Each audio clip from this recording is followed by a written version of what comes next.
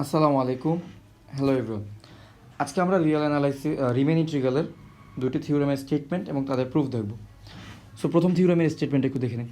এখানে বলা হচ্ছে যদি কোনো একটি ফাংশন আমাদের মোনোটোন হয়, কোনো একটি ফাংশন এ থেকে বি ক্লোজড ইন্টারভালের মধ্যে মোনোটোন হয়, তখন অবশ্যই সেই ফাংশনটি ইন্টিগ্রেবল হবে। সো প্রথম প্রশ্ন হচ্ছে মোনোটোন কি?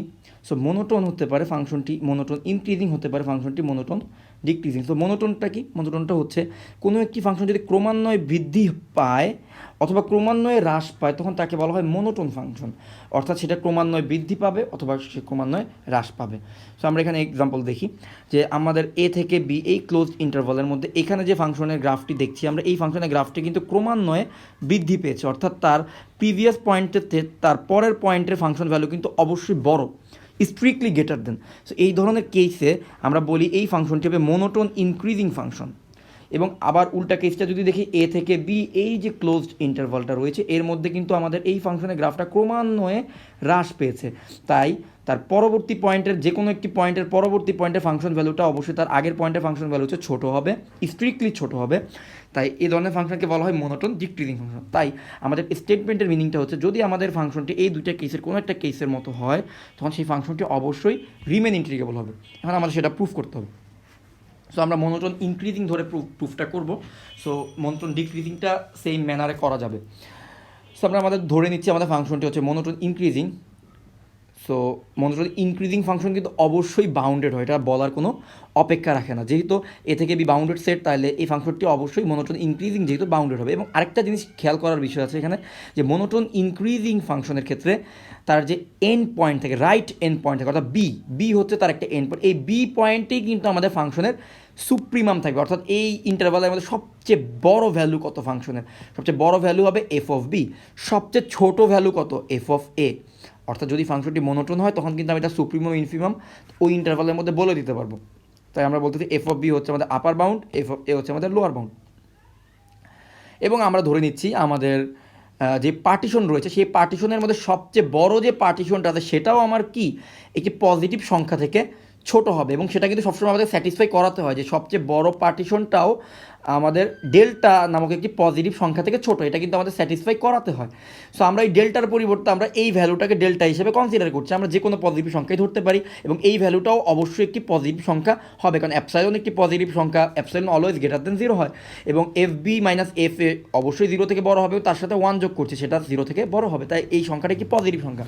আমরা ধরে নিলাম আমাদের নর্মটা হচ্ছে কি epsilon divided by F B minus F A plus ওয়ানের চেয়ে ছোটো। সো এখন আমরা আমাদের পার্টিশনটা কনসিডার করতেছি পি, এখানে এক্স নট এক্স ওয়ান এভাবে করে এক্স এন পর্যন্ত পয়েন্ট রয়েছে, যেখানে এক্স ওয়ান এক্স নট থেকে বড়, এক্স টু এক্স ওয়ান থেকে বড়, এভাবে করে সম্পর্কটি রয়েছে। এখন তাহলে আমাদের সুপ্রিমাম কত হবে? যদি আমরা এক্স আর মাইনাস ওয়ান এবং এক্স আর এই ইন্টারভালের জন্য কাজ করি তখন আমাদের সুপ্রিমাম কত হবে? সুপ্রিমাম হবে ক্যাপিটাল এম আর। ক্যাপিটাল এম আরটা কত হবে? এফ অফ এক্স আর, কারণ আমরা একটু আগেই দেখেছি রাইট এন্ড পয়েন্টটাই কী হয় আমাদের সুপ্রিমাম হয়, তাহলে ইনফিমাম বা স্মল এম আর কত হবে? F of X R minus one, F of X R minus one, অর্থাৎ লেফট পয়েন্টের ফাংশন ভ্যালুটাই কী হয় আমাদের ইনফিমাম হয়। তাহলে আমরা যেহেতু মনোটোন ইনক্রিজিং তাই আমরা বলতে পারি আমাদের সুপ্রিমাম কত, আমাদের ইনফিমাম কত। এখন আমাদের টার্গেট হচ্ছে ইউপিএফ মাইনাস এলপিএফ এর ভ্যালু কি অ্যাপসাইলনের চেয়ে ছোটো কিনা। যদি আমরা এই জিনিসটা দেখাতে পারি তখন কিন্তু আমরা বলতে পারবো UPF minus LPF is less than epsilon, মানেই হচ্ছে আমাদের ফাংশনটি রিমেন ইন্ট্রিগেবল, কারণ আমরা জানি রিমেন ইন্ট্রিগেবল হওয়ার এটা একটি কন্ডিশন।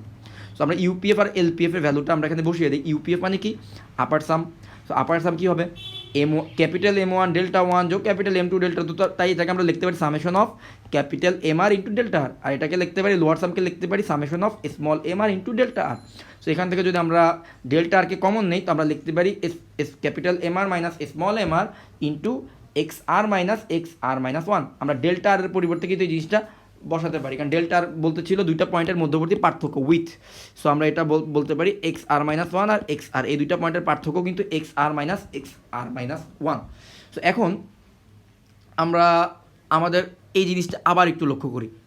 আমরা জানি যে আমাদের এই জায়গাটা একটু লক্ষ্য করি, আমরা জানি আমাদের যে কোনো ইন্টারভালের জন্য আমাদের কী হবে, নর্মটা কী হবে? নর্মটা epsilon divided by F B minus F A plus ওয়ানের থেকে ছোটো হবে। এখন ইন্টারভাল যদি এক্স আর মাইনাস ওয়ান হয় তখন তার নর্মটাও কী হবে? Epsilon divided by F B minus F A plus ওয়ানের চেয়ে ছোটো হবে। তাই আমরা যদি এই যে নর্মটা রয়েছে, এই যে ডেল্টা আরটা রয়েছে, তার পরিবর্তে যদি এই জিনিসটা বসায় দেই, তখন আমাদের কিন্তু ইকুয়ালিটিটা ইনইকুয়ালিটিতে কনভার্ট হয়ে যাবে।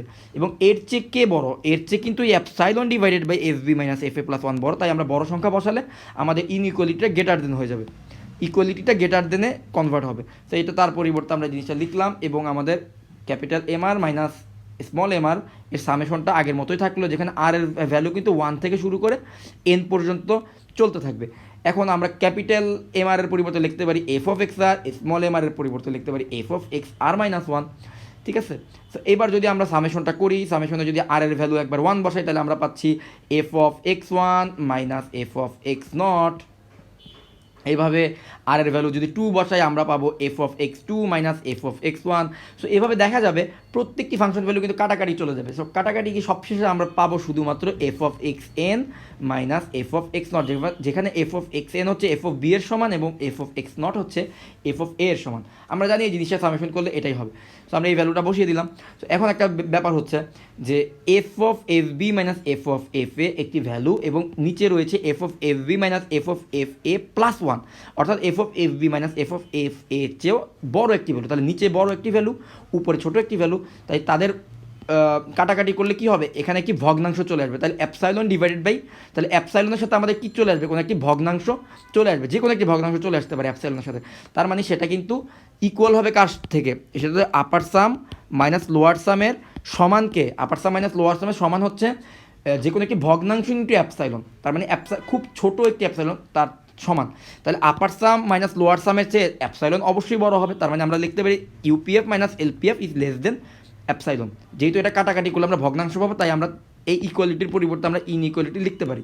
তাহলে এই আপার সাম মাইনাস লোয়ার সাম কী হবে? অ্যাপসাইলন চেয়ে ছোটো হবে। এবং এটা দেখানোর অর্থই হচ্ছে আমাদের ফাংশনটি রিমেন ইন্টিগ্রেবল।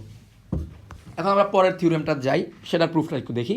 তো পরের থিওরেমে স্টেটমেন্টটা হচ্ছে যদি এ থেকে বি কোনো একটি ক্লোজ ইন্টারভালের মধ্যে আমাদের ফাংশনটি যদি কন্টিনিউয়াস হয়, তখন অবশ্যই সেটি রিমেন ইন্টিগ্রেবল হবে। তার মানে সকল কন্টিনিউয়াস ফাংশনে কি ক্লোজ ইন্টারভালের মধ্যে সকল কন্টিনিউয়াস ফাংশনে কী হবে?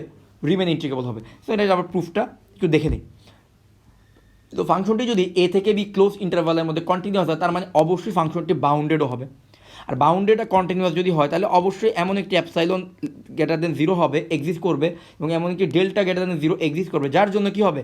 আমাদের যে কোনো দুইটা পয়েন্টে কন্টিনিউয়াস ফাংশনে কী হয়? যে কোনো দুইটা পয়েন্টে ফাংশন ভ্যালুর পার্থক্যটা কী হয়? পার্থক্যের মডুলাস কী হবে? একটি পজিটিভ সংখ্যা হবে। এবং আমরা ধরে নিলাম সেটা যে কোনো একটি পজিটিভ সংখ্যা epsilon divided by B minus A থেকে ছোটো হবে। যে কোনো দুইটা পয়েন্টে ফাংশন ভ্যালুর বিয়োগফলের মডুলাস, বিয়োগফল মডুলাস কী হবে? Epsilon divided B minus A থেকে ছোটো আমরা ধরে নিলাম। Epsilon divided by B minus A ধরে নিচ্ছি প্রমাণটা মেলানোর সুবিধার্থে। সো এটা হচ্ছে যে কোনো একটি পজিটিভ সংখ্যা, এবং আমরা আমাদের প্রমাণের স্বার্থে যে কোনো কিছু এখানে ধরতে পারি। সো আর আমাদের ডেল্টা, আমাদের উইথ যেটা যে পি এর যে নর্ম, সেটা হচ্ছে ডেল্টা থেকে ছোট হয়, এটা স্যাটিসফাই করাতে হয়। এবং আমরা এই যে পি এর নর্মটি রয়েছে, সেই নর্মটি হচ্ছে x1 আর x2 পয়েন্টের জন্য আমাদের কী হবে? x1 মাইনাস x2 এর মডুলাস কী হবে? ডেল্টা থেকে ছোট হবে। এখন যদি আমাদের পার্টিশন যদি হয় এ থেকে শুরু করে বি পর্যন্ত, এভাবে n+1 সংখ্যক পয়েন্ট নিয়ে একটি পার্টিশন হয় এবং তাদের মাঝখানে যদি এই কন্ডিশনটি হোল্ড করে, তাহলে এখন কি হবে? তাহলে তাদের সুপ্রিমামকে আমরা ধরে নিলাম ক্যাপিটাল এম আর এক্স আর মাইনাস ওয়ান আর এক্স আর এই ইন্টারভালের মধ্যে, এবং তাদের ইনফিমামকে ধরে নিলাম স্মল এম আর, এবং ডেল্টা আর তাহলে কী হবে? ডেল্টা আর হচ্ছে দুইটা পয়েন্টের মধ্যবর্তী পার্থক্য বা উইথ। সো এই উইথটা হবে এক্স আর থেকে এক্স আর মাইনাস ওয়ানের বিয়োগফল। এখন যদি একটি ফাংশন কন্টিনিউয়াস হয়, তাহলে আমাদের সবসময় মনে রাখবে কন্টিনিউয়াস ফাংশনে কিন্তু অবশ্যই এমন একটি পয়েন্ট থাকবে, কন্টিনিউয়াস ফাংশন অবশ্যই এমন একটি পয়েন্ট থাকবে যেই পয়েন্টে ইনফিমাম থাকবে এবং যেই পয়েন্টে সুপ্রিমাম থাকবে। অর্থাৎ এমন একটি পয়েন্ট আলফা এবং এমন একটি পয়েন্ট বিটা পাওয়া যাবে যদি ফাংশনটি কন্টিনিউয়াস হয়। তাহলে গ্যারান্টেড যে এখানে এমন একটি পয়েন্ট আলফা থাকবে যেই আলফাতে ফাংশন ভ্যালু সুপ্রিমাম এবং যেই বিটাতে ফাংশন ভ্যালু ইনফিমাম। এটা হচ্ছে কন্টিনিউয়াস ফাংশনের একটি প্রপার্টি। তাহলে আমরা জানি যে কি আমাদের কন্টিনিউয়াস ফাংশনের জন্য যে কোনো দুটি পয়েন্টের ফাংশন ভ্যালুর পার্থক্য কী হয়? পার্থক্যের মডুলাস যে কোনো একটি পজিটিভ সংখ্যা থেকেও ছোটো হয়। তাহলে এখন আমাদের যে সুপ্রিমামটি রয়েছে, সেই সুপ্রিমামটিও তো একটি পয়েন্টে ফাংশন ভ্যালু, যে ইনফিমামটি রয়েছে সেও তো একটি পয়েন্টে ফাংশন ভ্যালু। তাহলে আমরা যে কোনো একটি পয়েন্টে ফাংশন ভ্যালুর জায়গায় যদি আমরা সুপ্রিমামও বসাই, যে কোনো একটি পয়েন্টে ফাংশন ভ্যালুর জায়গায় ইনফিমামও বসাই, তাহলে কিন্তু এই কন্ডিশনটি হোল্ড করবে। কারণ সেও নিজেও তো একটি ফাংশন ভ্যালু, তাই না? যে কোনো দুটি পয়েন্টের ফাংশন ভ্যালু যদি ক্ষুদ্রতম একটি সংখ্যা থেকে মডুলাস যদি একটি পজিটিভ সংখ্যা থেকে ছোটো হয়, তাহলে সুপ্রিমাম আর ইনফিমামের পার্থক্য কী হবে? Epsilon divide by B minus A থেকে ছোটো হবে। এখন আমরা ইউপিএফ মাইনাস এলপিএফের ভ্যালুটা একটু দেখি কত আসে, এবং সেখান থেকে কি আমরা লেস দেন অ্যাপসাইলনে যেতে পারি কিনা আমরা দেখি। সো ডেফিনেশন অনুযায়ী ইউপিএফের জায়গায় ইউপিএফের ভ্যালু বসালাম, এলপিএফের জায়গায় এলপিএফের ভ্যালু বসালাম, এবং ডেল্টা আরকে কমন দিলাম, ডেল্টা আর এর ভ্যালুটা বসালাম। তাই আমরা লিখতে পারি summation of capital M R minus small M R into X R minus 1। So এখন আমরা একটা কাজ করলাম যে এইখানে আমরা দেখতে পাচ্ছি যে capital M R minus small M R এর মডুলাস হচ্ছে epsilon divided by B minus A থেকে ছোটো। তাই আমরা capital M R minus small M R এর পরিবর্তে তার চেয়ে বড় একটি ভ্যালু বসালাম। তখন কী হবে? আমাদের ইকুয়ালিটিটা ইনইকুয়ালিটিতে কনভার্ট হয়ে যাবে এবং গ্রেটার দেন হয়ে যাবে। তো আমরা capital M R minus small M আর পরিবর্তে তার চেয়ে বড় একটি ভ্যালু বসিয়ে দিলাম, এবং বাকি অংশের জন্য এক্স আর মাইনাস 1 জন্য আমাদের সামেশনটা থাকলো।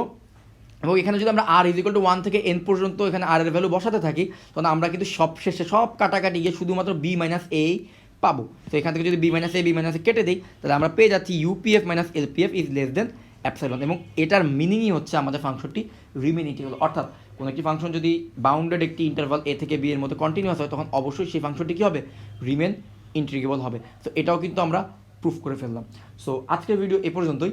নেক্সট ভিডিওতে আমরা নতুন কোনো থিওরেমের প্রুফ দেখব।